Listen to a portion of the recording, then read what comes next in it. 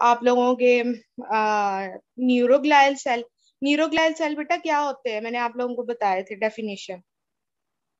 Non excitable sales होते हैं, support करते हैं न्यूरॉन्स और सीएनएस को। और हम्म।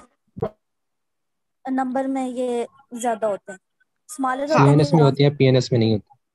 हाँ, पीएनएस में नहीं होते, ठीक हो गया। ये ना जैसे स्ट्रक्चरल फॉर्म बनाते हैं ना आप लोगों का सीएनएस का, ये स्ट्रक्चरल सेल्स होते हैं जो न्यूरॉन और न्यूरोग्लायल सेल से मिलके बनता है, ठीक है। अब न्यूरोग्लायल सेल्स जो होते हैं ना वो चार टाइप के होते हैं। एस्ट्रोसाइट होते हैं, ओलिगोडेंड्रोसाइट्स होते हैं, माइक्रोग्लायल सेल होते हैं और एपेंडाइमल सेल्स होते हैं। ओलिगोडेंड्रोसाइट आप लोगों ने पहले भी पढ़े होंगे, याद है? नो मैम, पहले नहीं पढ़े। अच्छा, तो आप लोगों ने वो पढ़ा है कि जो माइलिन शीट होती है एक्सोन के गिर्द, वो कौन से सेल बनाते हैं? Schwann cells. श्वान सेल्स बनाते हैं। अच्छा, अब एक एमसीक्यू है, वो बहुत इंपॉर्टेंट है, वो यहाँ पे आप लोगों को याद रखना, ये अक्सर आता है। जो आपका जो पेरिफेरल नर्वस सिस्टम होता है ना, उसमें जो माइलिन शीट होती है ना एक्सोन के इर्द गिर्द, वो श्वान सेल्स बनाते हैं। जबकि जो आपका होता है ना सेंट्रल नर्वस सिस्टम, वहां पे जो माइलिन शीट होती है ना वो ओलिगोडेंड्रोसाइट्स बनाते हैं, ठीक है। ये मैम डिफरेंस श्वान याद सेल्स मैम, रखना। कौन बनाते हैं? सीएनएस की ओलिगोडेंड्रोसाइट। बेटा आगे मैं अभी पढ़ाऊंगी तो ये भी बातें आपको क्लियर हो जाएंगी, ठीक है। अब न्यूरोग्लायल सेल्स जो होते हैं ना वो चार टाइप के होते हैं। एस्ट्रोसाइट्स होते हैं, ओलिगोडेंड्रोसाइट्स होते हैं, माइक्रोग्लायल होते हैं और एपेंडाइमल होते हैं, ठीक है। अब जो एस्ट्रोसाइट्स होते हैं ना वो फर्दर दो में डिवाइड होते हैं। One is your fibrous and other is your protoplasmic. Fibrous का मतलब होता है कि उनका स्ट्रक्चर जो होता है ना वो फाइबर की तरह होता है, लंबा होता है, सिलेंड्रिकल होता है। बेटा अभी टेबल पढ़ लो, जब हम स्लाइड स्टार्ट करेंगे ना उसमें मैं आपको ये सारे दिखाऊंगी भी, ठीक है। और प्रोटोप्लाज्मिक होता है, प्रोटोप्लाज्मिक का ये मतलब होता है कि एक ही यानी कि स्टार लाइक स्ट्रक्चर होता है, जैसे गोल्जी टाइप 2 का था ना, मल्टीपल स्ट्रक्चर होता है। इसी तरह ना एक छोटा सा सेल होता है, उससे बहुत नंबर ऑफ प्रोजेक्शंस जो होती है ना वो बाहर निकल रही होती है, वो होती है प्रोटोप्लाज्मिक। अच्छा, अब ना हम फाइब्रस पढ़ते हैं। फाइब्रस का स्ट्रक्चर क्या होता है? फाइब्रस जो होता है वो स्मॉल होता है लेकिन लॉन्ग होता है और सिलेंड्रिकल होता है। देखा बेटा, वो अपने नाम को ही प्रेजेंट कर रहा है, ठीक है। और उसके अंदर क्या होता है कि जो साइटोप्लाज्मिक फिलामेंट्स होते हैं और उसके अंदर ये जो होता है ना ये पेरीवेस्कुलर शीट होते हैं। बेटा एक मिनट, लेट मी सी। हाँ, ये दो हो सकता बेटा, ये देखो, फाइब्रस जो होगा ना वो आपका इस तरह का होगा, ठीक है। और जबकि जो प्रोटोप्लाज्मिक होगा ना वो थोड़ा इस तरह का होगा, और ये इसके साथ आपके जो है ना प्रोजेक्शन होगी। फाइब्रस के बारे में कहता है, फाइब्रस जो होता है ना वो लॉन्ग सिलेंड्रिकल होता है, और साइडों पे यहाँ पे ना उसके जो है ना छोटे छोटे जो होते हैं वो फीट होते हैं। वो फीट किस लिए होते हैं वो अब इसके फंक्शंस के अंदर मैं आपको बताती हूँ कि वो क्यों होते हैं, ठीक है। बेटा अभी तक क्लियर है? ये बातें समझ आ गई हैं दोनों? Yes ma'am. Yes ma'am. अच्छा, प्रोटोप्लाज्मिक का स्ट्रक्चर वो बताता है, स्मॉल्स होते हैं, सेल बॉडीज की तरह शॉर्टेंड होते हैं, थिक होते हैं, उसकी बहुत ज्यादा ब्रांचेस होती है, ये जो मैंने अभी आपको बताया था। इसमें भी जो होते हैं ना पेरीवेस्कुलर जो होते हैं फीड्स होते हैं। फाइब्रस जो होते हैं ना वो आपके व्हाइट मैटर ऑफ ब्रेन में पाए जाते हैं, जबकि आपके जो प्रोटोप्लाज्मिक होते हैं ना वो ग्रे मैटर में पाए जाते हैं, ठीक है। इसको एज अ डिफरेंस जो है ना तुम लोगों ने याद करना है। अब फंक्शन के अकॉर्डिंग हम देखेंगे फंक्शन के अकॉर्डिंग क्या होता है, ठीक है। अच्छा बेटा, फंक्शन के अकॉर्डिंग जो होता है ना, मेन फंक्शन होता है एस्ट्रोसाइट का, ये क्या होती है?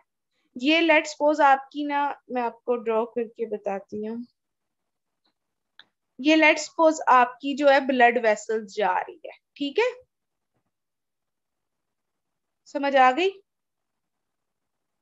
अच्छा, जी अब मैम। ब्लड वेसल्स के साइडों पे ना यहाँ पे यूं ये होते हैं उनके पेरीवास्कुलर फीट्स, ठीक है। पेरी का मतलब होता है इर्द गिर्द, साइडों पे वास्कुलर का मतलब होता है वेसल्स के, फीट का मतलब होता है उनके पाँव से, ठीक है। और ये हो गया आपके फाइब्रस सेल, और ये आपके हो गए प्रोटोप्लाज्मिक सेल, ठीक है।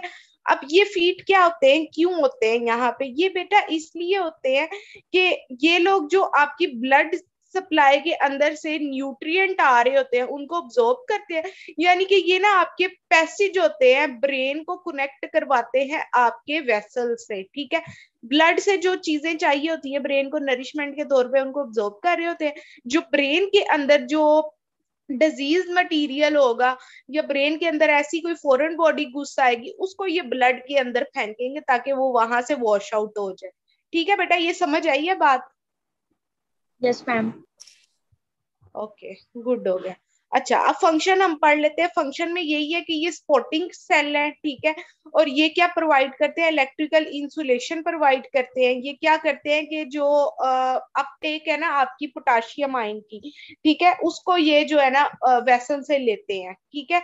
और क्या करते हैं ये फाइब्रस जो होते हैं ये यानी कि दोनों के ना एक जैसे तीन फंक्शन है, ठीक है। नंबर 1, ये पोटाशियम आयन को अपटेक करते हैं, ग्लाइकोजन को स्टोर करवाते हैं वहां से लेके, ठीक है। और फिगोसाइटोटिक फंक्शंस करते हैं। जो न्यूरॉन्स वगैरह जो डेड हो चुके होते हैं ना उनको ये पैक करके ब्लड वेसल के अंदर फेंक के वहां से वॉश आउट कर देते हैं, ठीक है। ये इनके जो है ना 3 फंक्शन है। नंबर 1 आपका ये क्या करते हैं कि सपोर्ट तो ये प्रोवाइड करते ही है, इलेक्ट्रिकल इंसुलेशन प्रोवाइड करते हैं। नंबर 2 ये क्या करते हैं कि पोटाशियम आयन को वहां से क्या करते हैं, पोटाशियम आयन को जो है ना वो या न्यूरोट्रांसमीटर्स को वो लेते हैं। उसके बाद नंबर 3 वो क्या करते हैं, आपके नंबर 3 में आ जाता है आप लोगों का जो ग्लूकोज ग्लाइकोजिनोलाइसिस है उसको स्टोर करते हैं। 4 में क्या करते हैं, फिगोसाइटोसिस, मतलब ये कि आपका जो वेस्ट प्रोडक्ट है जो आपके न्यूरॉन की डेथ हो चुकी होती है किसी डिजीज की वजह से या टर्निंग ओवर टाइम की वजह से, उनको ये पैक करके आपके ब्रेन से एक्सक्रीट आउट करवाते हैं। ठीक है बेटा, समझ आ गई है सबको? Yes ma'am. Okay. Oligodendrocyte cells जो होते हैं ना बेटा, ओलिगोडेंड्रोसाइट्स जो होते हैं वो भी स्मॉल होते हैं, ठीक है। इसके बिना फ्यू प्रोसेस होते हैं, लेकिन इसके अंदर जो होते हैं ना साइटोप्लाज्मिक फिलामेंट्स नहीं होते। ये एमसीक्यू है याद करने वाला। ओलिगोडेंड्रोसाइट में क्या एब्सेंट होता है? साइटोप्लाज्मिक फिलामेंट्स, ठीक है। अच्छा, अब ये ओलिगोडेंड्रोसाइट्स जो होते हैं ये क्या करते हैं, मैंने आपको बताया था कि अगर आप पेरिफेरल नर्वस सिस्टम को देखोगे वहां पे जो आपकी जो माइलिन शीट वगैरह जो है वो बनाते हैं श्वान सेल। लेकिन अगर आप सेंट्रल नर्वस सिस्टम देखोगे यहाँ पे जो माइलिन शीट जो होगी ना वो आपकी बनाएंगे आपके ओलिगोडेंड्रोसाइट्स, ठीक है। तो ओलिगोडेंड्रोसाइट्स का फंक्शन क्या है? ये माइलिन शीट्स को जो है ना वो बनाते हैं। अब अगर माइलिन शीट बनाएंगे तो ये एक्सोन्स के अराउंड होंगे, जबकि जो आपके एस्ट्रोसाइट्स हैं वो आपकी ब्लड वेसल्स के अराउंड होते हैं, ओलिगोडेंड्रोसाइट आपके एक्सोन्स के अराउंड होंगे। ठीक है बेटा, ये बात समझ आ गई सबको? Yes, should I move next? अच्छा, माइक्रोग्लायल सेल्स। माइक्रो का मतलब भी छोटा होता है, ठीक है। Glial cells is supporting cells, ठीक है। माइक्रोग्लायल सेल्स जो होते हैं ना वो इन सब में सबसे छोटे सेल होते हैं, ठीक है। और इनकी जो होती है ना इनकी भी ब्रांचेस होती हैं, ठीक। लेकिन ये जो माइक्रोग्लायल सेल्स जो होते हैं ना ये आपके ब्रेन के अंदर स्कैटर्ड होते हैं। जिस तरह फाइब्रस सेल्स जो थे वो सिर्फ व्हाइट मैटर में थे, प्रोटोप्लाज्मिक ग्रे में थे, लेकिन जो माइक्रोग्लायल सेल्स है ना ये छोटे छोटे सेल्स होते हैं, ये हर जगह जो होते हैं ना वो स्कैटर्ड होते हैं, ठीक है। अब माइक्रोग्लायल सेल्स क्या होते हैं? नॉर्मली जो माइक्रोग्लायल सेल्स होते हैं ना वो आपके कह दो के जैसे ब्लड के मोनोसाइट्स नहीं होते वैसे होते हैं। बेटा मोनोसाइट्स का मतलब पता है कि मोनोसाइट सेल्स जो होते हैं वो क्या करते हैं ब्लड के? Anybody have any idea? Physiology पढ़ के आए हो बेटा? मैम ये इम्यून सिस्टम में होते हैं मोनोसाइट्स। हाँ, और ये क्या करते हैं? मैम इनसे आगे फर्दर एक टाइप के सेल बनते हैं जो कि बहुत ज्यादा काम आते हैं। मैम उसका नाम याद नहीं आ रहा मुझे। बेटा मोनोसाइट्स जो होते हैं ना एक्चुअली जो मैम इन्फ्लामेशन और anti white inflammation blood cell की टाइप होती है, इम्यूनिटी में ही हेल्प करते हैं। बेटा मोनोसाइट्स एक्चुअली जो होते हैं वो बॉडी के अंदर इनएक्टिव होते हैं, ठीक है। जब आपके बॉडी के अंदर कोई डिजीज हमला करती है तो उन्होंने क्या करना होता है? एक्टिव करके अपने आप को इम्यूनिटी को डेवलप करना होता है, डुप्लीकेट करते हैं, मल्टीप्लाई करते हैं, ठीक है। ये होते हैं आपके मोनोसाइट्स, ठीक।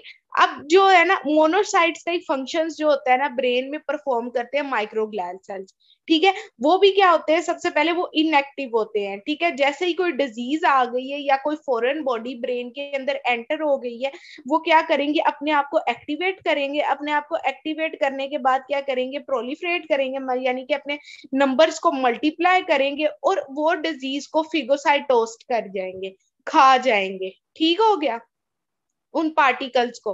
और उन पार्टिकल्स को फिगोसाइटोस करके वो क्या करेंगे, आपके एस्ट्रोसाइट्स के पास ले जाएंगे। एस्ट्रोसाइट्स जो है ना उनको पैक करके आपके ब्रेन से आउट जो है वेसल्स के थ्रू कर देंगे।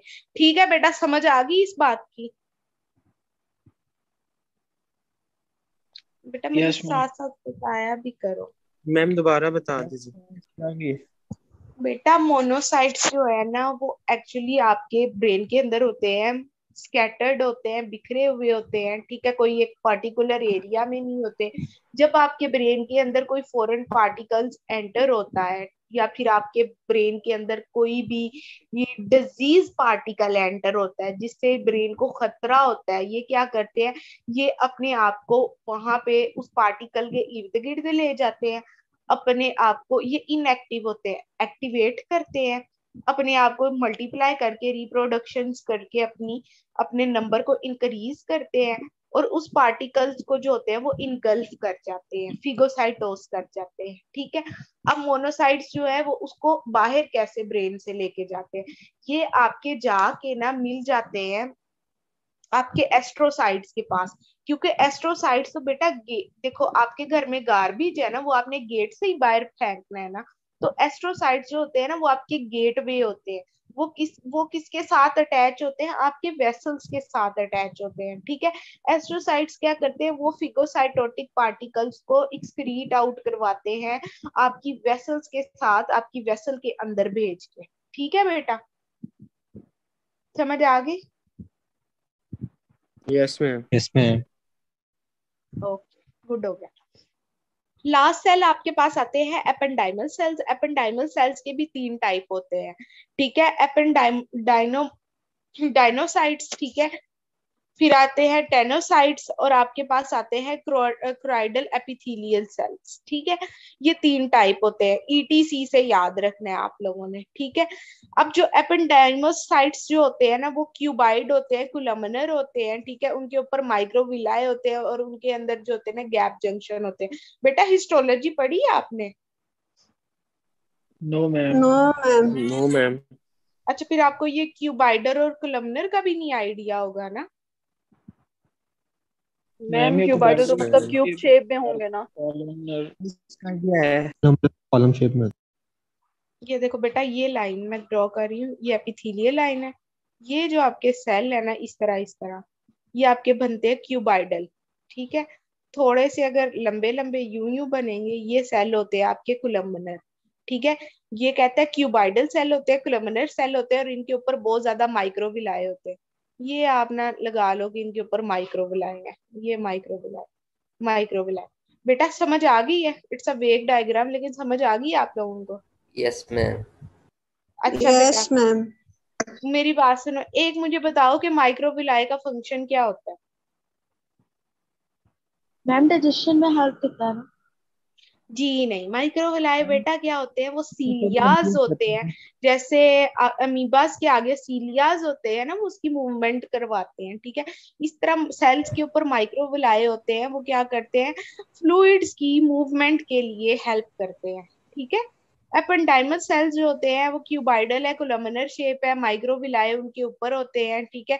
अब ये जितने भी एपेंडाइमल सेल्स होंगे ना वो आपको सारे के सारे वेंट्रिकल्स में मिलेंगे। बेटा वेंट्रिकल मैंने आपको बताया था क्या होता है, मुझे बताओ। मैंने लेक्चर 1 में बताया था।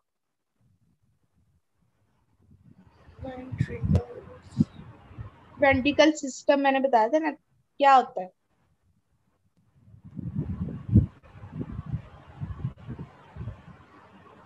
बेटा ब्रेन के अंदर कैविटी होती है जिसके अंदर सीएसएफ फिल होता है। वेंट्रिकल में आ जाते हैं lateral ventricle, third ventricle, fourth ventricle. मैंने नहीं बताया था आप लोगों को डेवलपमेंट में?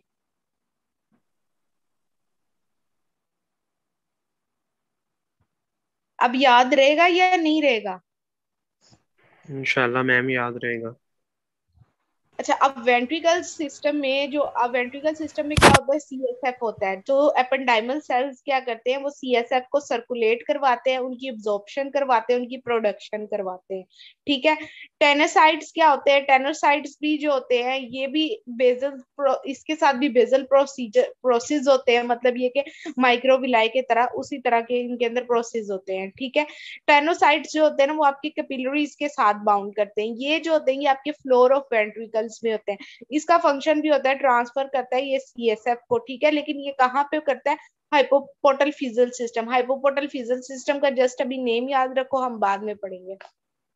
क्रोइड प्लेक्सिस क्या होते हैं, क्रोइड प्लेक्सिस जो होते हैं ना वो भी आपके जो होते हैं वो भी इसी तरह के सेल्स होते हैं। ठीक है। साइडिड होते हैं, बेस सेल्स होते हैं, फोल्डिड होते हैं, और इनके भी जो टाइट आपस में जो गैप जंक्शन होते हैं दे आर टाइट्स होते हैं। ठीक है।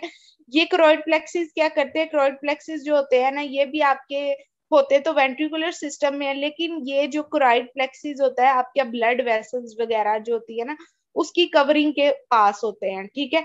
ये भी क्या करवाते हैं, ये प्रोडक्शन करवाते हैं, सिक्रीशन करवाते हैं ऑफ सीएसएफ की। ठीक है बेटा, यहाँ तक सबको समझ आ गया? Yes ma'am. अच्छा, अब हम लोग ना लेक्चर की तरफ मूव करते हैं। लेक्चर जो होगा ना वो आपका इजी ही होगा। अब आपको लेक्चर जो है ना वो जल्दी समझ आ जाएगा, होप सो।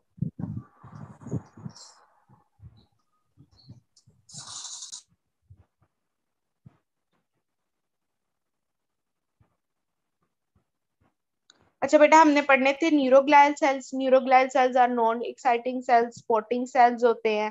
ठीक है। ये सीएनएस में होते हैं, ये आपको बातें पता है। टाइप हम लोग पढ़ चुके हैं, एस्ट्रोसाइड, ओलिगोसाइड, मोनो माइक्रोग्लायल सेल और एपेंडाइमल सेल्स। ठीक है। ये देख लो, ये सबकी डायग्राम्स है। ठीक है। ये आपके पास जो है ना मैंने आपको बताया था एस्ट्रोसाइड्स होते हैं। एस्ट्रोसाइड्स के ये जो है ये प्रोटोप्लाज्मिक सेल्स हैं। ठीक है। ये इनके फीट हो गए, ये कौन से हो गए, ये इनके वेस्कुलर फीट हो गए, ये आपकी ब्लड वेसल्स के साथ होते हैं। ये कॉन्सेप्ट बेटा क्लियर हो गया? Yes ma'am. Yes ma'am. ठीक है। फिर उसके बाद मैंने आपको बताया था माइक्रोग्लायल सेल्स छोटे होते हैं, उनकी नंबर ऑफ ब्रांचिंग होती है, ये देख लो। ठीक है। ओलिगोडेंड्रोसाइट्स ये आपके क्या आगे, ये आपके बनाते हैं आप लोगों की माइलिन शीट बनाते हैं। ये एक्सोन है, और एक्सोन के साइडों पे ये देखो ये शवान सेल्स है, सॉरी ये एक्सोन्स है, और एक्सोन्स के साथ जो अटैचमेंट है ये आपकी जो है ओलिगोडेंड्रोसाइट्स की है। ठीक है बेटा, ये समझ आ गई? Yes ma'am. अब ये शवान सेल्स कहाँ होते थे ये मुझे बताओ। Nervous system. पेरिफेरल सिस्टम में होते थे। ओलिगोडेंड्रोसाइट सेंट्रल नर्वस सिस्टम में होते थे। ठीक है। एपेंडाइमल सेल्स बेटा मैंने आपको बताए थे कोलम्बनर शेप होते हैं, ये देख रहे हो ये क्यूबाइडल कोलम्बनर शेप है। ठीक है। और इनके ऊपर ये वाले जो है ब्रश लाइक स्ट्रक्चर है, ये माइक्रोविलाइज है। ठीक है बेटा, ये स्ट्रक्चरली सारे आपको समझ आ गए हैं cell? Yes ma'am. Yes ma'am आ गई। मैम। एस्ट्रोसाइड्स बेटा, एस्ट्रोसाइड्स वही बात बताई थी। एस्ट्रोसाइड्स जो होते हैं वो नंबर में ज्यादा होते हैं, उनकी ब्रांचिंग होती है। वो क्या होते हैं, एस्ट्रोसाइड दो टाइप के होते हैं, फाइब्रो और प्रोटो। फाइब्रो जो होते हैं वो व्हाइट में होते हैं, प्रोटो ग्रे में होते हैं। ठीक है। ये देखो बेटा, ये दोनों में डिफरेंस है। मैंने आपको बताया था फाइब्रस जो होते हैं सिलेंड्रिकल होते हैं, ये सिलेंड्रिकल शेप है। ठीक है। ये इसकी ब्रांचेस ज्यादा है, ये प्रोटोप्लाज्मिक है। दोनों वेसल्स के इर्द गिर्द अपने फीट लगा के प्रेजेंट है। ठीक है बेटा। फंक्शन में मैंने आपको 3 से 4 चीजें बताई थी, वही रिपीट हो रही हैं। स्पॉटिंग फ्रेमवर्क बनाते हैं, इंसुलेशन प्रोवाइड करते हैं, फिगोसाइटोटिक एक्टिविटीज करवाते हैं। ठीक है। और आपके जो ट्रॉफिक सब्सटेंसेस होते हैं उनका जो है ना उनकी प्रोडक्शन करवाते हैं। ठीक है। अब फिर ट्रॉफिक सब्सटेंसेस आप मुझसे पूछो क्या होते हैं। ट्रॉफिक सब्सटेंसेस ये होते हैं कि आपके जो आसपास के जो सेल्स होते हैं जैसे कि एस्ट्रोसाइड्स वगैरह जो सब्सटेंस को रिलीज करते हैं उनको ट्रॉफिक सब्सटेंसेस कहते हैं। यहाँ पे बेटा एक टर्म है जो बहुत इंपॉर्टेंट है पढ़ने के लिए। ठीक है। ये है ग्लाइयोसिस। ग्लाइयोसिस टर्म का मतलब जो है ना ये आपका वाइवा में पूछी जाती है। ग्लाइयोसिस में क्या होता है कि डेथ होती है, न्यूरॉन की होती है। ठीक है। न्यूरॉन की जो है ना डेथ हो जाती है, उसको जो है रिप्लेस कर देते देते हैं न्यूरॉन को, ठीक है। और वो जो डेड न्यूरॉन्स होते हैं ना, वो आपस में पैक होके फिगोसाइटोट्स करके आपके जो होते हैं एस्ट्रोसाइट के मदद से बॉडी आपके ब्रेन के अंदर से एक्सक्रीट आउट हो जाते हैं, ठीक है। इस प्रोसेस को हम लोग कहते हैं रिप्लेसमेंट ऑफ ग्लायोसिस, मतलब ये कि ग्लायोसिस करना, रिप्लेसमेंट ऑफ योर न्यूरॉन्स, ठीक है। ये होते हैं आपके न्यूरॉन्स, ठीक है। ये बाद में आपको क्लियर हो गया बेटा कंसेप्ट? Yes ma'am. मैम ये ओलिगोसेक्राइड हो गए, मैम ये क्या बेटा? फेगोसेक्राइड हो, मैम ये बॉडी से फेगोसाइट होके निकलेंगे ना? बेटा फेगोसाइट कोई भी जो चीज होती है वो फिगोसाइटोटिक होती है। फाइगोसाइटोस में क्या होता है कि वो उसको पैक कर देते हैं, मतलब ये कि अब देखो, अब ऐसे तो नहीं है ना कि आपके घर में सब्जियों का छिलका लैदा से जा रहा है, फलों के छिलके लैदा से जा रहे हैं, आप लोग उसको एक शॉपर के अंदर प्रॉपर रैप करके अपने घर से बाहर फेंकते हो। इसी तरह जो है ब्रेन भी वो क्या करता है, वो फिगोसाइटोटिक एक्टिविटी करवा के उसको पैक करके अपनी बॉडी अपने यानी कि एरिया से एक्सक्रीट आउट करता है, ठीक है। मैम ये न्यूरॉन की डेथ होती है, जी बेटा। न्यूरॉन की डेथ कैसे होती है? बेटा न्यूरॉन जो होते हैं, जिस तरह स्किन का टर्निंग ओवर टाइम होता है, इसी तरह न्यूरॉन का भी टर्निंग ओवर टाइम होता है। न्यूरॉन भी एक टाइम टू टाइम जो होते हैं वो अपने सेल्स जो होते हैं वो डेड कर देते हैं, ठीक है। उसकी जगह अपने न्यू सेल्स जो होते हैं वो ग्रो करते हैं। जैसे हमारी स्किन की एपिथेलियम ग्रो करती है ना, इसी तरह न्यूरॉन भी दोबारा से ग्रो करते हैं, ठीक है। और दूसरी चीज जो होती है न्यूरोनल ग्रोथ में मैं आपको बता दूं कि न्यूरॉन की डेथ किसी डिजीज की वजह से भी हो सकती है। जैसे कि हमें चोट लग जाती है तो हमारी ऊपर वाली एपिथेलियम डेड हो जाती है ना, इसी तरह न्यूरॉन जो होते हैं किसी डिजीज की वजह से भी डेड हो जाते हैं। ब्रेन क्या करता है, अप टू सर्टेन लिमिट तक न्यूरॉन को पैक करके बॉडी से एक्सक्रीट करवाता है। ये आगे हम पढ़ेंगे। ओलिगोडेंड्रोसाइट्स बेटा अभी आपको बता चुकी हूँ। ओलिगोडेंड्रोसाइट्स के भी फ्यू प्रोसेस होते हैं। ये माइलिन शीट आपकी बनाते हैं, ये आपके ओलिगोडेंड्रोसाइट्स आ गए, ठीक है।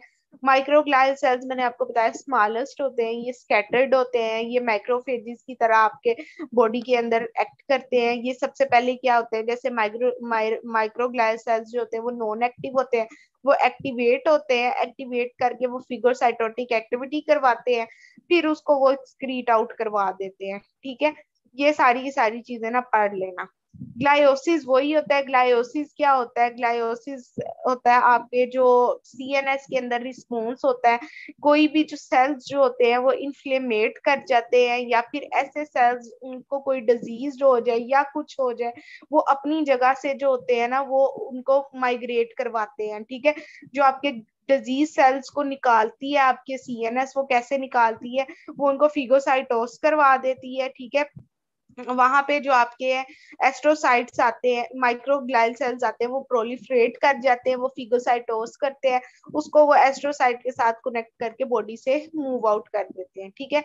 फिर आ जाते हैं आपके एपेंडाइमल सेल्स। एपेंडाइमल सेल्स मैंने आपको बताया था कोलमनर होते हैं, क्यूबॉइडल होते हैं, उनके ऊपर विलाए होते हैं, 3 तरह के होते हैं।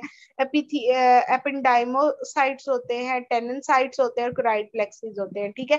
ये सारे के सारे जो है आपके वेंट्रिकुलर सिस्टम में होते हैं, लेकिन इनकी लोकेशन चेंज होती है। जो एपेंडाइमोसाइट्स होते हैं वो आपके जो होते हैं वेंट्रिकल्स के फ्लोर में होते हैं, ठीक है, लाइनिंग में होते हैं, सॉरी लाइनिंग पूरी होल लाइनिंग में होते हैं।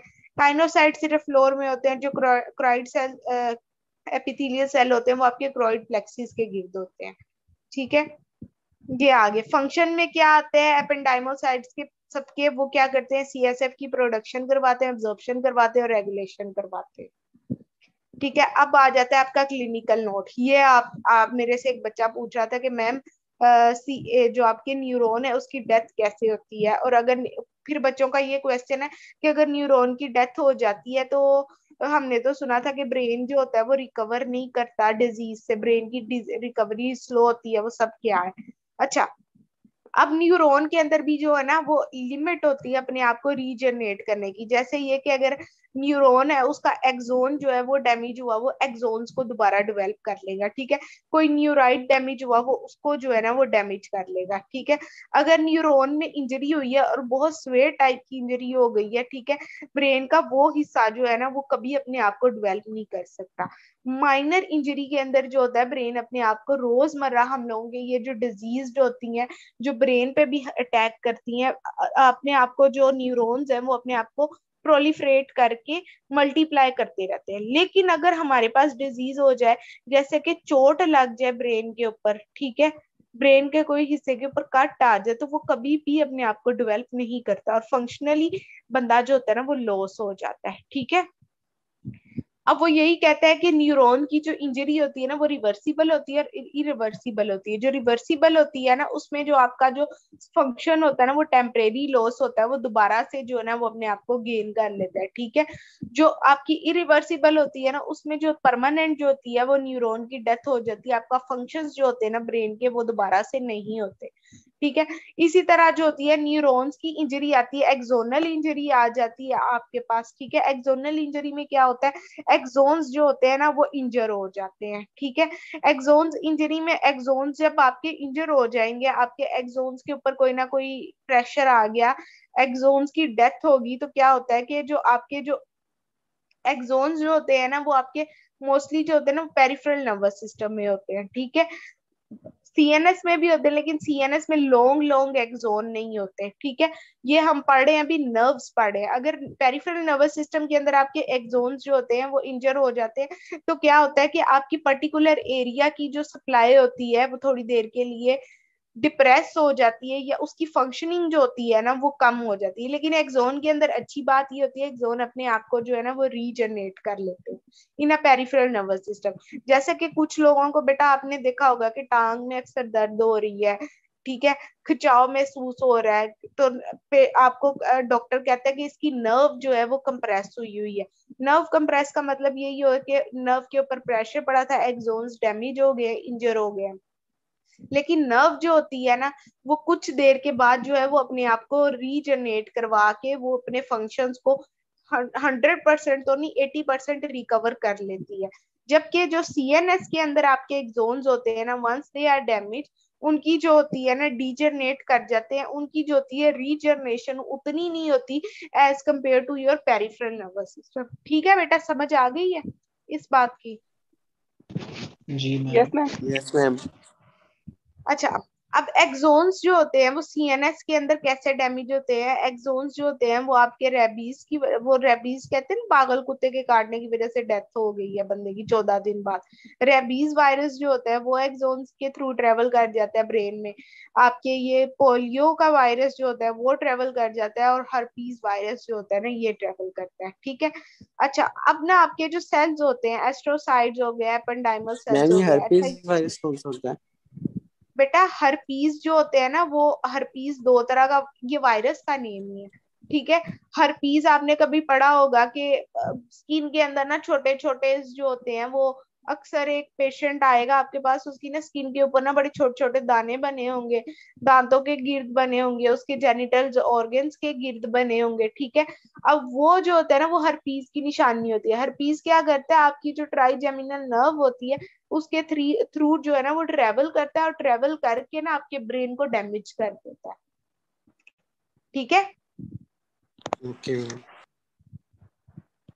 अच्छा, अब जो होते हैं ना न्यूरोग्लियल सेल्स जो होते हैं, एस्ट्रोसाइट्स वगैरह, एपेंडाइमल सेल्स, ठीक है, इनका अगर ट्यूमर हो जाएगा तो एस्ट्रोसाइटोमा कहते हैं उसको, एपेंडाइओमा बोल देते हैं, या फिर हम लोग जो होते हैं ग्लायोब्लास्टोमा, ग्लायल सेल्स का जो होता है वो ट्यूमर होता है। ठीक है, ये जो होता है ये इंटरक्रेनियल जो आपका जो ब्रेन के अंदर जो ट्यूमर्स होते हैं ना मोस्टली वो इन्हीं टाइप्स के होते हैं। ठीक है, टुडे लेक्चर इज दिस। अगर कोई चीज जो आपको ना समझ आई हो मुझे अभी बताओ।